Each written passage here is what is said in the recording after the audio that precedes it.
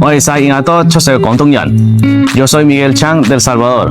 我講咗38年廣東話。我嘅祖籍即係南海九江。有冇飲過九江雙蒸啊？你係邊一代屋企人過去薩爾瓦多嘅？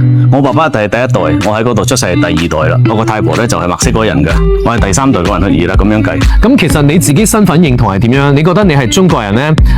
薩爾瓦多人呢？定係墨西哥人呢？我咧認為咧，我個文化咧係中國人，但係咧都會熟悉拉丁美洲同埋美洲嗰個文化。見中國越嚟越強大咧，自己都會光明。你喺薩爾瓦多嘅話，你屋企係講乜嘢語言嘅咧？我喺薩爾瓦多咧，我爸爸媽媽咧由細到大咧都同我講九江話，然後咧慢慢咧就學咗廣州白話。九江話同廣州白話有咩唔同啊？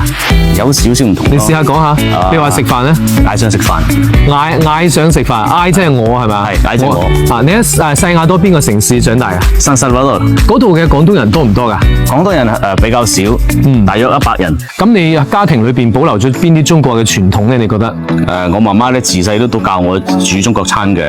我爸爸咧都會教我咧，即係中國個文化、中國嗰個歷史，同埋加上咧中國咧強大嗰個威力咯。佢哋咧日日咧都教我，你自己都係中國人，就算你呢度出世咧，你都要返中國來走都要學下中國個文化。咁你哋有冇過中國嘅傳統節日啊？華人社區咧就會每一年過新年咧，就去每一間屋咧，因為我哋比較少啦，咁去燒炮仗啊、舞獅子啊，咁啊派利是俾啲小朋友。新年你哋都會食餃子啊嗰啲會唔會啊？都會食餃子。中秋節咧會做乜嘢咧？中秋節咧就買月餅啊，同埋食團圓飯咯。其實你係做乜嘢行業嘅咧？我哋家庭生意咧就係開餐館嘅，依家咧我哋開咗成10間連鎖店嘅，我負責個產業嚟。我而家裏邊咧就做咗嗰個總經理。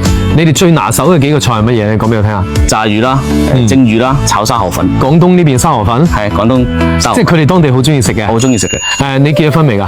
結咗婚。我太太咧佢就混血兒嚟嘅。我2個女咧，我個大女咧就自細咧同佢教咗講粵語，佢依家都講到粵語㗎啦。我覺得咧第3代咧，我有個責任咧，即係傳翻我哋中國個文化同埋傳翻中國個語言俾佢咯。加上咧我哋中國咁發揚光大咧，一定要教翻佢呢個文化俾佢哋咯。